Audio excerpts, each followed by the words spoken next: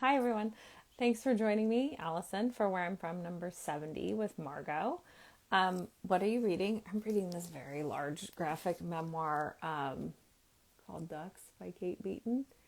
I love graphic memoirs very much, and this is no exception. It's do. What are your favorites? And you can tell me. I may have already read it because I read a lot of them, but if I haven't, I will because I love them. Margo, I'm trying to get you to join. I keep inviting you, but it's not doing it. You could request to join, and maybe that'll work. Um,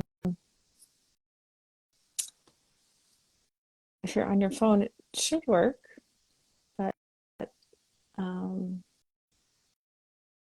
sometimes it doesn't. Oh, request.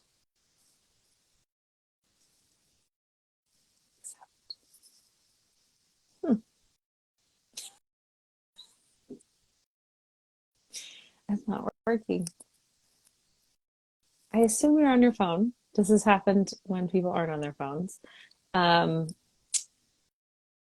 hmm. So it's just you and me.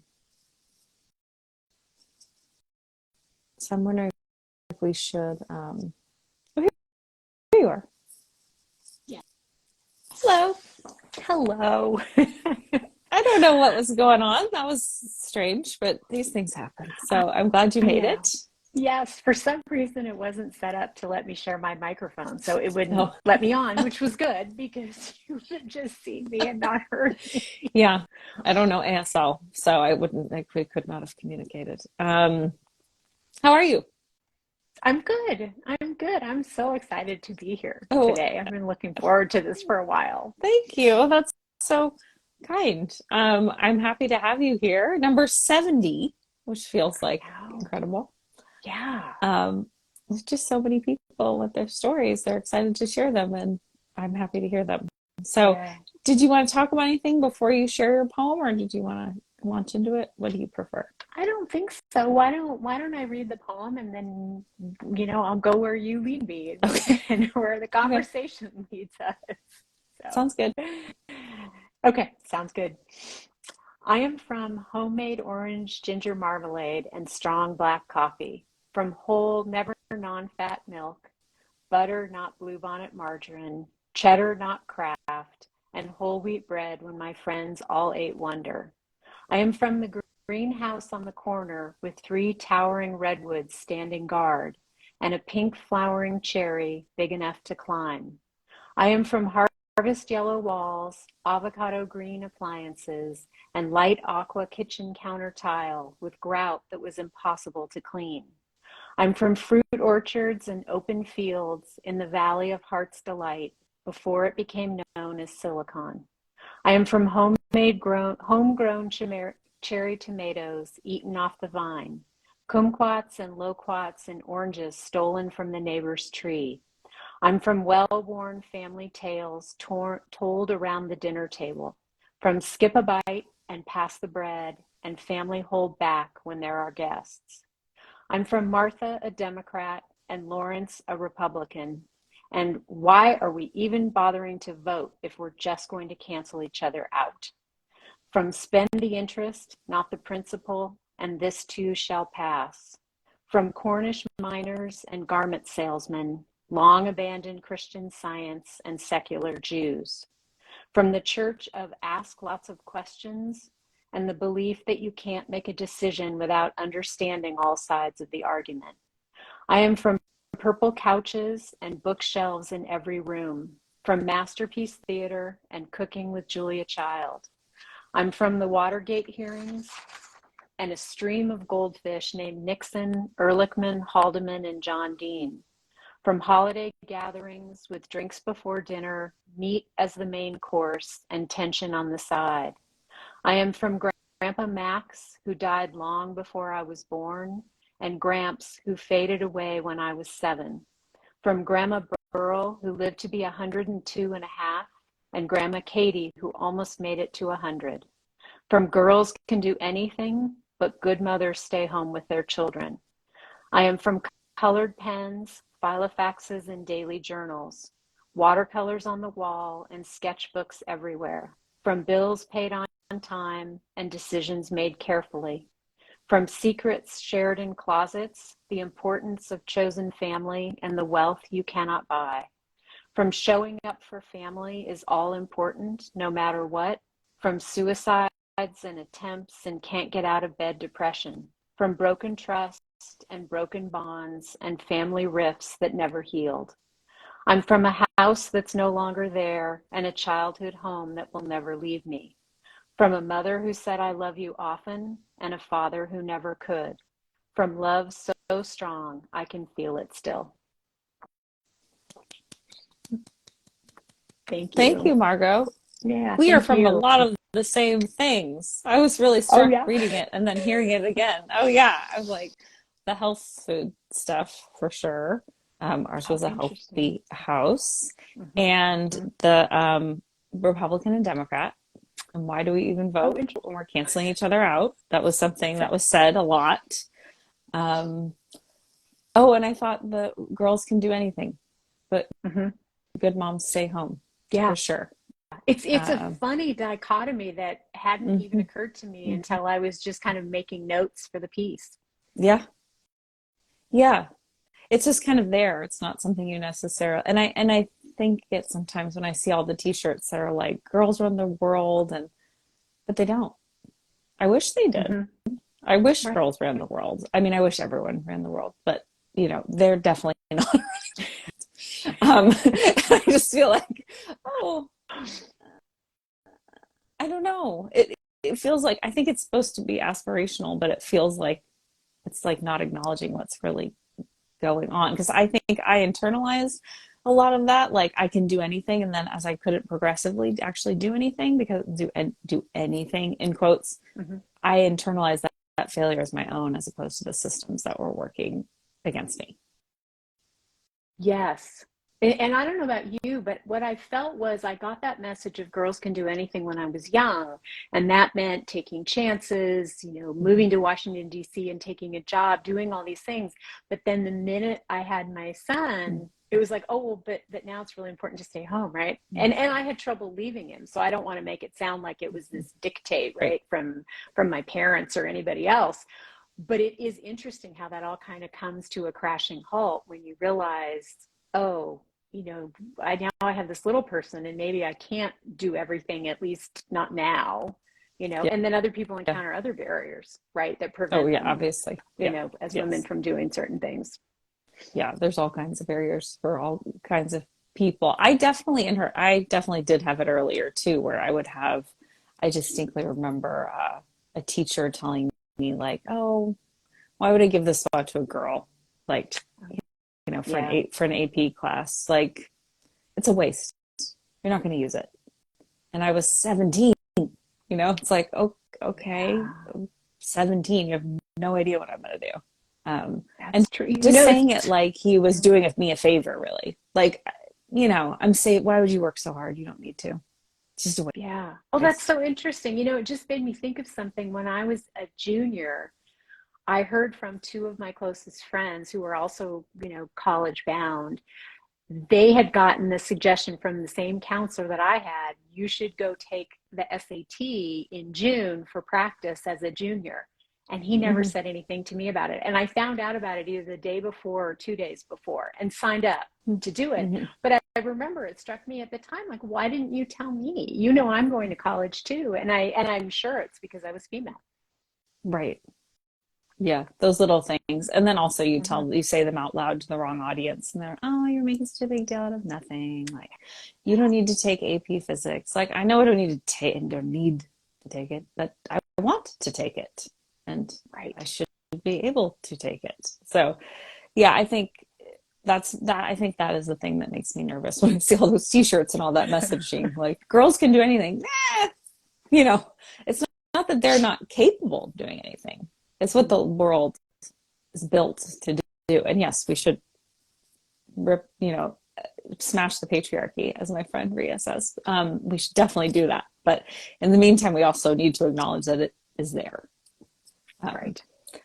so, And I loved also the reference to Silicon Valley because I grew up in California and yeah, it wasn't a thing. No one called it that. That was not what we Right. called that area. And Exactly. it feels like now that's what it's always been. But it came about when in the 80s, the 90s? When did that nomenclature I become? looked it up and now I'm going to Yeah. forget. I want to say it was the 70s Oh, when really? I Okay. I wasn't think aware of either it that or when I was maybe a it was the kid. early. I don't remember when. I did look it up and now I've forgotten. Yeah. But it really struck me because I was thinking about my mom taking me to get cherries in the cherry orchard, which is now Google, right? But as a Right. kid, we drove down the dirt driveway and it was nothing but cherry trees. And there was a lot of that around where I grew up, which is all gone now, of course, and has been gone for I a while. Yeah, well, that I grew up in Orange County, and there aren't any oranges, but there used to be, and you could smell the oranges in the air, even if you didn't live Mm, close to the orange groves, you could smell them. And I still, whenever I have a tree actually in my that I planted, and I the smell is so evocative of. I mean, I love the oh, I smell, bet. and Hmm. now it's a malls and homes, so many homes, and yeah, I'm not gonna digress on progress, but it was just interesting, and the redwoods, and um, you know, it's a beautiful state, and I feel grateful Hmm. that I had the opportunity to live here as much as I have. It felt like a love letter to California, a bit, and even though it's not the part I grew up in, I still my family, lots of my family lived up there, and we'd take road trips up there, and I remember, driving the 101 or the 5, and there was really not much between here and there. And now it's Right. stuff the whole way. So it's just like, it Hmm. took me back. Anyway, it was a time capsule and I appreciated it. What was the experience like for you writing it? So I freely admit I put it off. I think you and I connected Sure. maybe even in like November or something, and A then, while ago. Yeah. a while ago Hmm. and set the date, and I put it off. And then when I Hmm. found, though, when I sat down to start brainstorming ideas for it, that I had so much more material than I could ever have used. It's Hmm. such an evocative prompt. And I write to prompts a lot, Yes. but this one, there's something about this. And then also, Hmm. I listened to a huge percentage You sure of did. the I feel like you interviews. did homework. I did. Well, it didn't feel like homework because I would listen It's to like I one and it watched was your so poem and your good. poem. I was No, like, wow, this is amazing. I Um, did. it is such an evocative prompt. Hmm. I love it. I don't Yeah. know if you saw that I did one for my birthday last week, but I'm trying, I think I would try to do one every year. That's my sort of little like Oh, promise to I myself. missed that. Instead, No, I'm, yeah, yeah. I did it last week on my birthday and it was number 69. And I thought, I'm not going to give anyone number 69. I'll take that one. And so I did it. Right. And I was like, oh, I think I want to try to do one of these every year. And because it is like, I'm sure I could write a lot of them. You're so right about Hmm. it brings up so many things. I don't know. I love it. I highly Yeah. recommend it to everyone, whether Yeah. you ever come here and share a poem with me. Like just I think a person in general is surprised with how much they remember. Yes. I think that's true. And the other thing that I really struck me is reading those of writers whose writing I have read. Ronit Plank, Mm-hmm. for example, whose memoir I've read, and Casey Milligan Walsh, whose memoir I read as a beta reader, Mm-hmm. and Janine, right?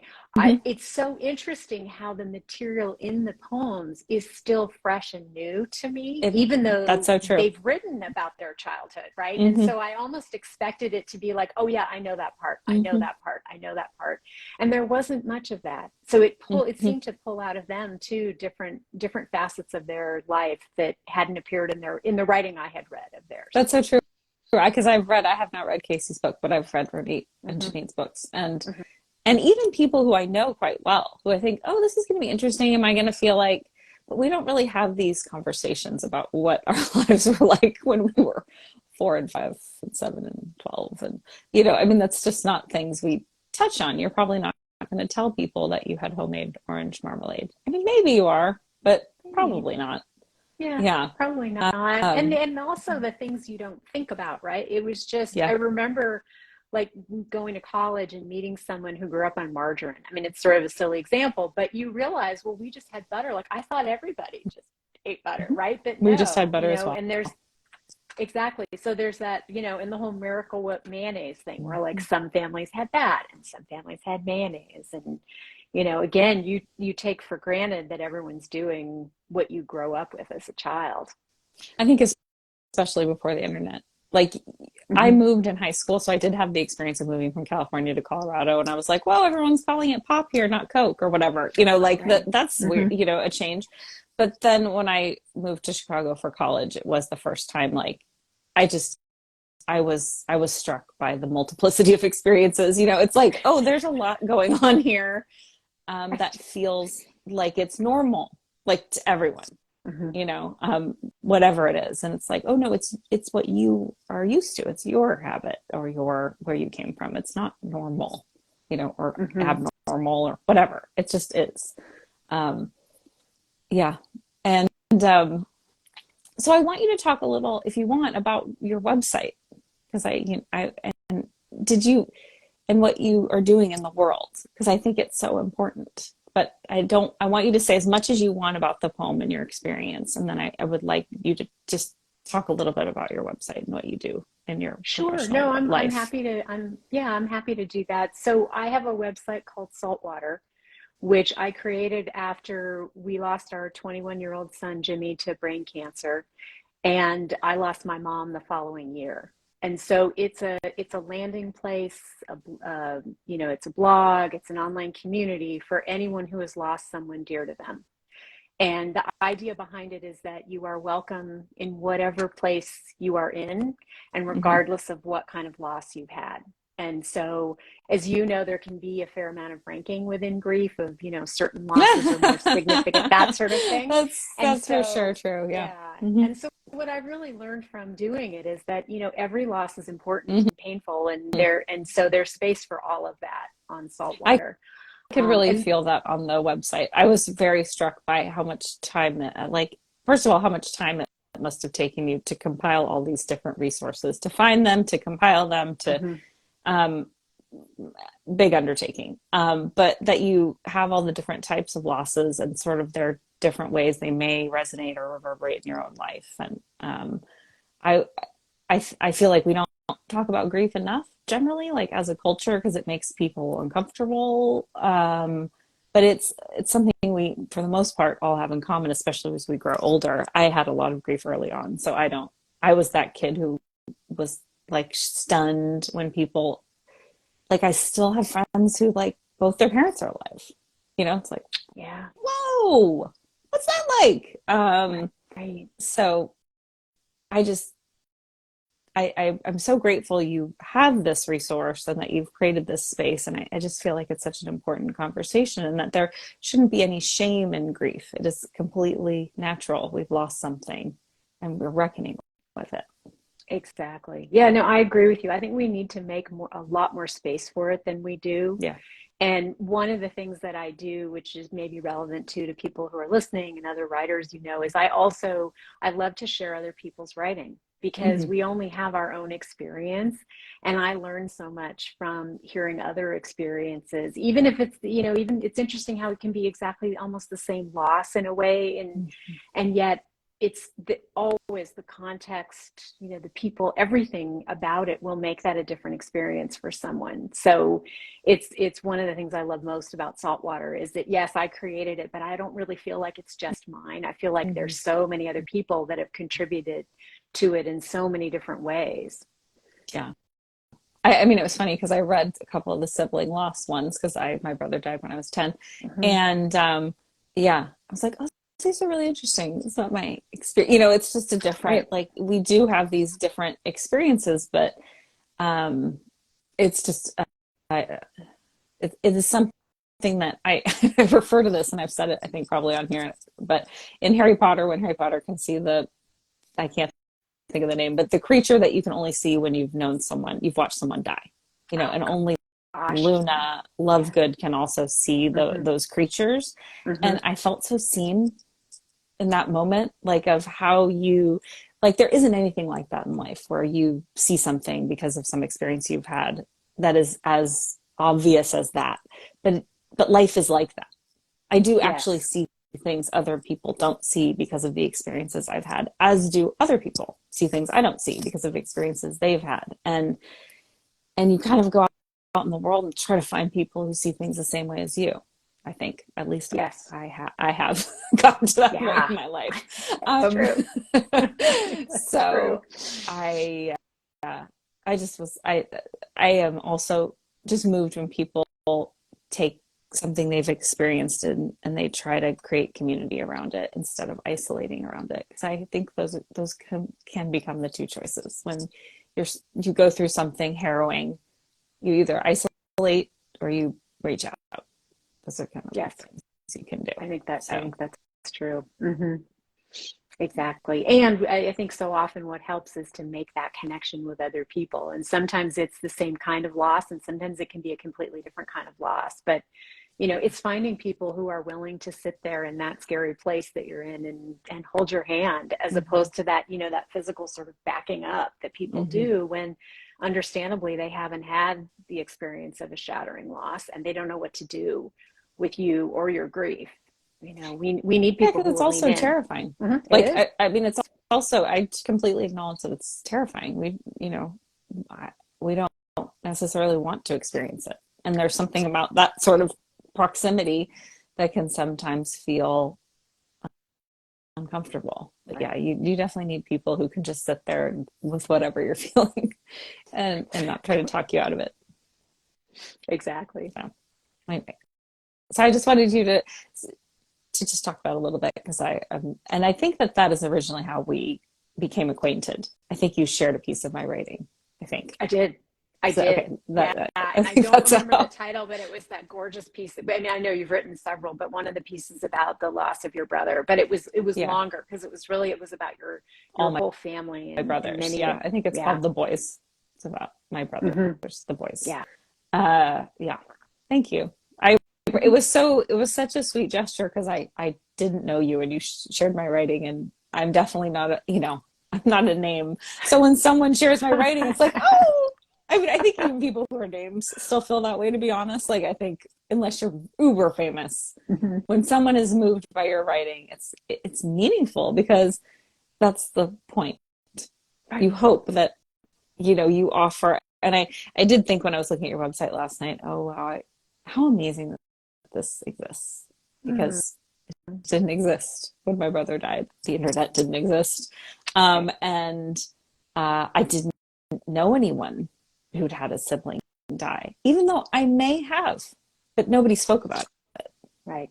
Exactly. Exactly. Well, even our daughter, which wasn't that long ago since Jimmy Mm-hmm. died, right? It was almost 9 years. And it was so hard to find families who where there was a sibling who had died who were in their teen years. I knew Mm-hmm. a lot of families who'd lost children that were under 10, but that's a Mm-hmm. different experience Mm-hmm. than when you are a teenager and your brother dies or sibling dies. Mm-hmm.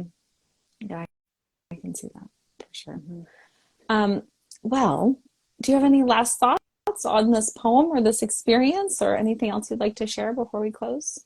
Just the thought that, again, I really want to encourage anybody who's listening or watches this later to write to this prompt, Yeah. because whether you contact Allison you and share it or not, it is such an incredible experience. And as someone who lives a lot in the grief and loss world and can get very sad sometimes Yeah. about all the Yeah. losses I've had, what I found is that it didn't make me cry. It made me Mm-hmm. really cherish my memories of my childhood as I was thinking about it and remember these really sweet details that I had sort of forgotten about. So I almost Mm-hmm. felt like it was your gift to me by inviting me Oh, to write to this prompt. It was really an incredible experience.